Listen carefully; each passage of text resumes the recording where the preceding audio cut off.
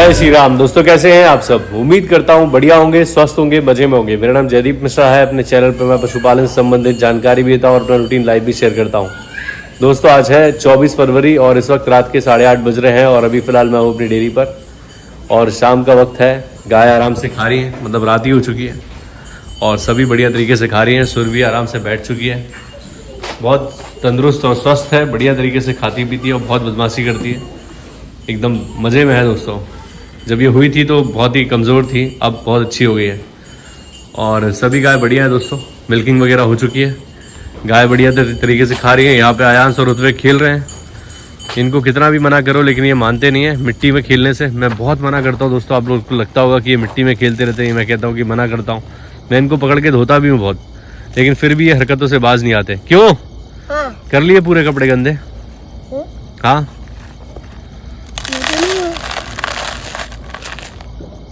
यहाँ पर दोस्तों आज सुबह सांप निकला हुआ था। मैंने इनको बताया था कि बेटा यहाँ नहीं जाना, तो वहाँ तो नहीं गए लेकिन यहीं बाहर। अभी तक तो मैंने इनको अंदर ही रखा हुआ था। वहाँ भूसे की बोरियाँ रखी हुई, उसके ऊपर चढ़ के बदमाशी कर रहे थे। अभी मैं वीडियो बनाना स्टार्ट किया तो ये आके बाहर खेलना स्टार्ट कर दिया है। तो यहाँ पर दोस्तों बहुत ही जंगल है आजू बाजू और कई प्रकार के सांप यहाँ पर हैं और जिसमें रसल वाइपर सबसे ज़्यादा जहरीला सांप है यहाँ पर जो मौजूद है। इस इलाके में रसल वाइपर बहुत ज़्यादा है, तो बहुत ही देख रेख करने की ज़रूरत है। और गर्मी का मौसम आ चुका है तो अब गर्मी में सांप वगैरह बहुत निकलते हैं और बढ़िया तरीके से गाय खा रही है दोस्तों। और काफ़ी भाइयों ने बहुत सारे कमेंट किए हैं, मैं सबके रिप्लाई करना चाहता हूं पर नहीं कर पाता। कई बार मैं कमेंट सबके देख लेता हूं लेकिन रिप्लाई नहीं कर पाता, तो मैं अभी आपको वीडियो में बताऊंगा सबके सवालों के जवाब जो किस किस ने पूछा है। तो भाई एक शैलेंद्र भाई है हमारे, जो कि मैं रहने वाला हूँ दोस्तों दमोह का। वैसे हमारा घर सागर में है, डेयरी हमारी सागर में है, पर मेरी जन्मभूमि दमोह है, यहाँ से 73 किलोमीटर दूर। तो दमोह से 50 किलोमीटर दूर एक जगह है हटा, वहाँ से हमारे एक सब्सक्राइबर जो हमारे वीडियो देखते हैं, शैलेंद्र जी, तो उन्होंने पूछा था कि उनकी एक बच्चिया है जो कि गाभिन है लगभग 1-2 महीने की, तो उसको क्या खिलाएं। तो मैं बताना चाहता हूँ आपको कि आप बढ़िया उसको 10 से 15 किलो हरा चारा खिलाइए दिन में, और लगभग 5 kg के आसपास जो कंसनट्रेट फीड होती है जिसके अंदर खली, चुनी, चोकर, ये सब चीज़ें मिक्स होती हैं, तो 2.5 किलो एक टाइम में, 2.5 किलो एक टाइम में, 5 किलो के आसपास आप उसको खिलाइए। और जब ब्याने का टाइम आएगा तो मेरे पुराने वीडियोस हैं, उसमें बताया मैंने क्या क्या देना है, तो आप देखते रहेंगे, वीडियो देखते हैं रेगुलर, तो आपको पता ही होगा। मेटाबोलाइट वगैरह देना रहता है, सारी चीज़ें आपको वहाँ पता लग जाएंगी। बाकी अभी फिलहाल आप 5 किलो तो कम से कम फीड दीजिए और 10 से 15 किलो हरा चारा, तो बढ़िया आपकी बच्चियाँ स्वस्थ रहेगी। और एक भाई ने पूछा था कि लाली को आप जो दे रहे थे दूध एक्स टैबलेट, उसका क्या हुआ? तो दूध एक्स दोस्तों अभी नहीं दे रहा हूँ। जब मैं दे रहा था तो बढ़िया रिजल्ट था, वो भी 10 दिन तक रेगुलर देना चाहिए था, तो मैंने फिर से वही गलती की जो मैंने पहले भी की थी, 4-5 दिन दिया फिर बंद कर दिया। तो 10 दिन अगर रेगुलर दे देंगे आप दूध एक्स टैबलेट तो गाय दूध उतारने लगती है आसानी से, और मैंने रिजल्ट देखा है कि भाई 4-5 दिन में ही अच्छा रिजल्ट आ जाता है, फिर मैं बंद कर देता हूँ। तो ये गलती आप ना करें, अगर आपकी गाय दूध चढ़ाती है तो आप उसको 10 दिन कंप्लीट दीजिए टैबलेट, रिजल्ट मिलेगा। और काफ़ी सारे भाइयों ने कहा कि आप जो मंगल जैसा बछड़ा ये जो आपको दिख रहा है ये HF ब्रीड में है और इसको आप रखिए डेयरी पर, खिलाइए, कुछ खाने के लिए डाल दीजिए। और एक देवेंद्र जी हैं जो कि हमारे बहुत पुराने सब्सक्राइबर हैं, काफ़ी पहले से वीडियो देखते हैं, उन्होंने कहा है कि मैं जानता हूँ जयदीप जी आप बहुत दयावान हैं और आप उसको चारा वगैरह ज़रूर डालेंगे। तो मैं भाई की कृपा से मैं बहुत गायों को पसंद करता हूँ, सबकी सेवा करना चाहता हूँ, लेकिन स्थिति आप जानते हैं दोस्तों कि अभी फ़िलहाल 2 ही गाय मिल्किंग में हैं और टोटल बच्चे से मिला के सब 10 जानवर हैं।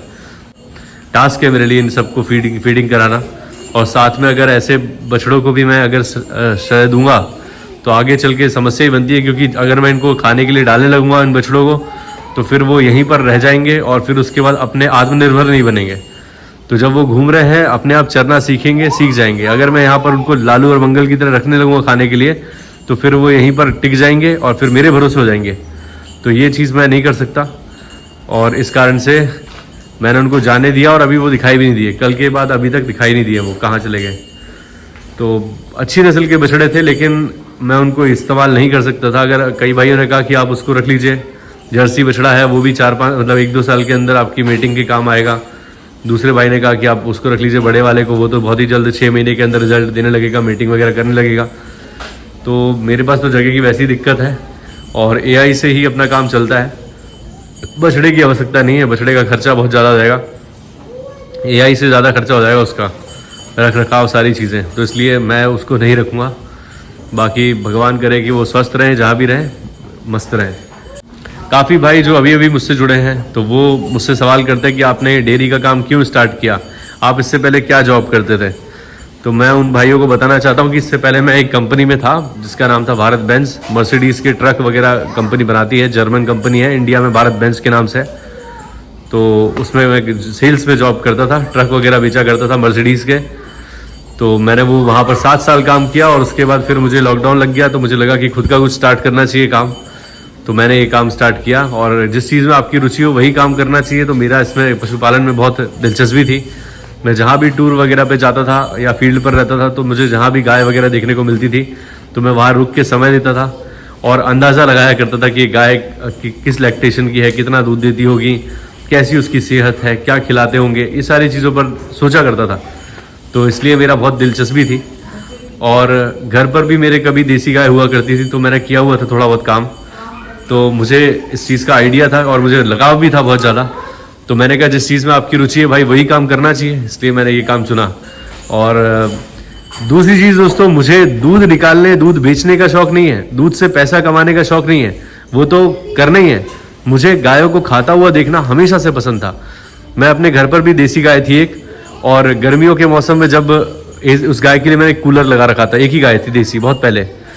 तो गर्मी के मौसम में जब वो गाय हमारी जो सार थी, सार कहते हैं हमारे यहाँ जिस पे गाय को बांधते हैं, तो जब वहाँ पर सार में गाय बंधी होती थी और कूलर चलता रहता था तो मैं वहीं पर चटाई डाल के लेटा रहता था और गाय को देखता रहता था कि आराम से खा रही है। तो मुझे इनको खाते हुए देखने का बड़ा मतलब मुझे आनंद आता है। जब गाय सुकून से खा रही हो, उनके पसंद की चीज़ उनको खाने को डालें तो मुझे बहुत आनंद आता था। तो तब से मुझे उस चीज़ का शौक था और इसीलिए मैं ब्रीडिंग पे काम कर रहा हूँ, क्योंकि जब गाय के बछड़े दूध पीते हैं तो मुझे सुकून मिलता है। जब गाय को खाते हुए देखता हूँ अच्छी खुशी से तो मुझे बहुत सुकून मिलता है। तो इसलिए मैंने ये काम चुना, क्योंकि ब्रीडिंग में यही है, आपको पशु को तैयार करना होता है, उनको अच्छा खिलाना पिलाना होता है। तो भाई अपना मन का भी काम हो रहा है, गायों को खाते हुए भी देख रहा हूँ और साथ में गाय तैयार भी हो रही हैं। तो इसलिए मैंने ये काम चुना। और एक भाई ने पूछा था कि मैं ये काम स्टार्ट करना चाहता हूँ, पिछले 4 साल से प्रयास कर रहा हूँ कि कैसे इस काम की शुरुआत करूँ, लोन वगैरह कहाँ से मिलेगा। तो सबसे पहले तो मैं ये आपसे कहना चाहूँगा कि देखिए, अगर आप डायरेक्ट प्रॉफिट कमाना चाहते हैं शुरुआत से ही कि भाई मैं अच्छा बिजनेस करूँगा, बिजनेस पर्पज से करना चाहते हैं, तो इसमें अच्छा बिजनेस है, बहुत प्रॉफिट भी है, ऐसा नहीं है कि प्रॉफिट नहीं है, प्रॉफिट भी है। लेकिन आप इसको एकदम बिजनेस माइंडेड होके करेंगे तो नहीं हो सकता। दूसरा, आप सोचें कि मैंने तो अभी तक अपनी लाइफ में, मतलब जब से मैं ये काम कर रहा हूँ, 5 साल होने को आए मुझे ये काम करते हुए, तो मैंने कभी भी ये चीज़ नहीं देखी है कि भाई कोई भी लोन लेके डेयरी स्टार्ट की हो और आज सक्सेसफुल हो। मैं ये जानता हूँ कि भाई इस काम को करना है तो आपको 3 से 4 साल बिल्कुल भी प्रॉफिट के चक्कर में नहीं पड़ना होता है। शुरुआत में आपको मेहनत ही करनी होती है।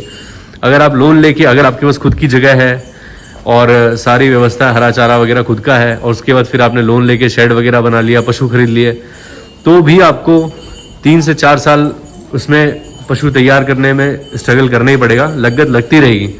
और जब आपकी लागत लग रही है, आपने काम शुरुआत किया है, साथ में अगर आप लोन की किस्त भी चुकाओगे ना तो फिर आपको बहुत मुश्किल आ जाएगी।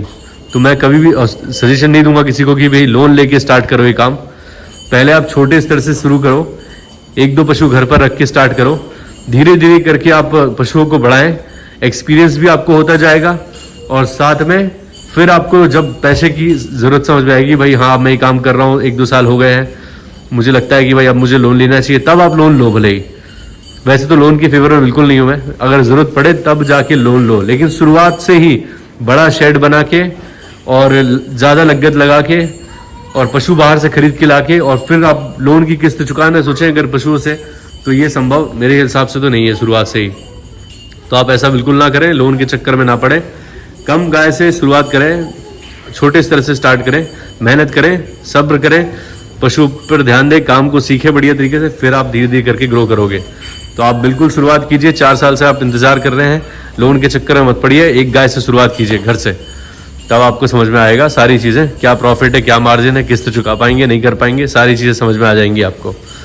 तो इस तरीके से आप शुरुआत कर सकते हैं। और अगर आपका लोन लेने का पूरा विचार है ही कि आपको लोन लेना ही है, व्यवस्था नहीं है कुछ भी, तो फिर आप जाके आपके नज़दीकी पशु चिकित्सा केंद्र जाइए, वहाँ से पता कीजिए, किसी भी ग्रामीण बैंक के पास जाइए, मध्यांचल ग्रामीण बैंक है जैसे हमारे यहाँ का, ऐसी कोई भी ग्रामीण बैंक हो आपके एरिया का जो भी, वहाँ जाइए, वहाँ पर आपको जानकारी मिलेगी, सरकार क्या स्कीम चला रही है उसके बारे में जानकारी मिलेगी, और फिर उसके बाद आप वहाँ से लोन की प्रोसीजर कर सकते हैं।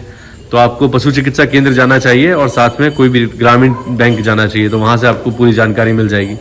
पहले शुरुआत में एक प्रोजेक्ट रिपोर्ट तैयार होती है लोन लेने के लिए, जिसमें आपको पूरा एक किसी सीए से बनवाना पड़ता है प्रोजेक्ट रिपोर्ट कि भाई कितना खर्चा आएगा, क्या क्या चीज़ें आप पशु कहाँ से खरीदेंगे, हर चीज़ का बिल चाहिए होता है। स्टेप बाय स्टेप आपके अकाउंट में जब आपका लोन का प्रोसीजर हो जाएगा, जब ये सीए बना के दे देगा आपको प्रोजेक्ट रिपोर्ट, उसके बाद लोन की प्रक्रिया स्टार्ट होगी। तो बहुत लंबा प्रोसीजर तो नहीं है, लेकिन फिर भी आपको धैर्य रखना पड़ेगा, और फिर उसके बाद आप जाके समझिए इसको, बैंक में जाके आप पता करेंगे तो पता लग जाएगा। तो इस तरीके से आप लोन ले सकते हैं। और दोस्तों काफ़ी सारे भाइयों ने मुझसे कहा है कि कोई आप एवरेज वाली गाड़ी ले लो, आपको 3-3 चक्कर लगाने पड़ते हैं, तो कोई 100 सीसी की गाड़ी ले लो, स्प्लेंडर वगैरह कोई ऐसी, ताकि आपको एवरेज वगैरह मिले तो आपको कुछ फ़ायदा होगा, वरना 3-3 चक्कर लगाते हो तो बड़ी समस्या आती होगी। तो मैं आपको बताना चाहता हूँ कि भाई मैं कोई एवरेज वाली अगर गाड़ी देखूंगा तो उसका इंजन पावर कम होगा, और उसके ऊपर अगर दिन में मैं 1 क्विंटल वजन इसके ऊपर रख के लाता हूँ, चोकर और हरा चारा, और फिर उसके बाद 83 किलो मेरा वजन, तो 2 क्विंटल के आसपास वजन लेके ढोता हूँ उस गाड़ी के ऊपर। और रास्ते में चढ़ाई वगैरह भी बहुत है, ऊबड़ खाबड़ रास्ते, मतलब ऊंचाई है नीचाई है, ऐसी रास्ता है। तो अगर कम सीसी वाली गाड़ी लूँगा, एवरेज वाली गाड़ी लूँगा, तो वो भी एवरेज नहीं देगी, और ज़्यादा लोड लेके उसके ऊपर चलूँगा तो उसके इंजन में काम निकलेगा, उसको मेंटेन करने में भी हालत ख़राब होगी, आए दिन कुछ ना कुछ टूट फूट काम निकलता रहेगा, तो बात वहीं पड़ जाएगी। यहाँ पर एवरेज बचाने के चक्कर में गाड़ी का मेंटेनेंस बनाते रहो। और ये गाड़ी हमारी जो है बढ़िया 350 सीसी रॉयल एनफील्ड है, तो ये मेरे हिसाब से बहुत बढ़िया है। इस पर हम वजन लेके चलें, कितना भी लोड लेके चलें, गाड़ी कहीं भी धोखा नहीं देती है, बस को मेंटेन करते रहें।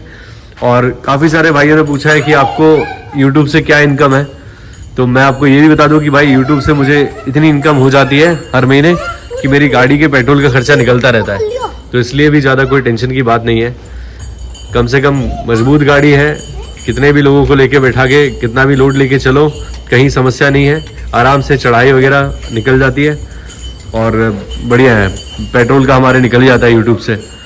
तो ये चल रहा है दोस्तों अभी फ़िलहाल, और बाकी खास कोई अभी फ़िलहाल यूट्यूब से इनकम नहीं है। आप लोग बहुत ज़्यादा अंदाज़ा ना लगाए कि भाई यूट्यूब से मैं बहुत ज़्यादा कमा रहा हूँ, बस आप लोग का सपोर्ट और प्यार रहेगा तो हाँ ज़रूर एक दिन वक्त आएगा कि हमारी इनकम अच्छी हो जाएगी यूट्यूब से। और अगर यूट्यूब से इनकम बढ़िया हो गई तो सारी समस्याएं हमारी सॉर्ट हो जाएंगी, फिर मैं बढ़िया तरीके से गायों की सेवा कर पाऊंगा। अभी फ़िलहाल मैं गौ सेवा बहुत नहीं अच्छे से कर पा रहा हूँ जितना प्रयास है, क्योंकि आप जानते हैं कि भाई फाइनेंशियली इस काम में पैसों की बहुत आवश्यकता होती है, और वो फ़िलहाल अभी उनके पास कोई खास सपोर्ट नहीं है। लेकिन यूट्यूब अगर रहेगा और आप लोगों का सपोर्ट रहेगा तो फिर हम इन गायों को जन्नत जैसा माहौल देने का प्रयास करेंगे अपनी तरफ से पूरा, ताकि मेरी गाय सुखी रहे, खुश रहे, और वो अगर खुश रहेंगी तो हम भी खुश रहेंगे। उम्मीद करता हूँ आज का वीडियो आप लोगों को अच्छा लगा होगा। अगर अच्छा लगा है तो प्लीज़ लाइक करें, चैनल को सब्सक्राइब करें और बेल आइकन ज़रूर दबाएं, ताकि आपको इस तरह के वीडियोज़ का नोटिफिकेशन मिलते रहे। मिलते हैं दोस्तों किसी और वीडियो में, तब तक के लिए जय श्री राम, अपना ख्याल रखें दोस्तों।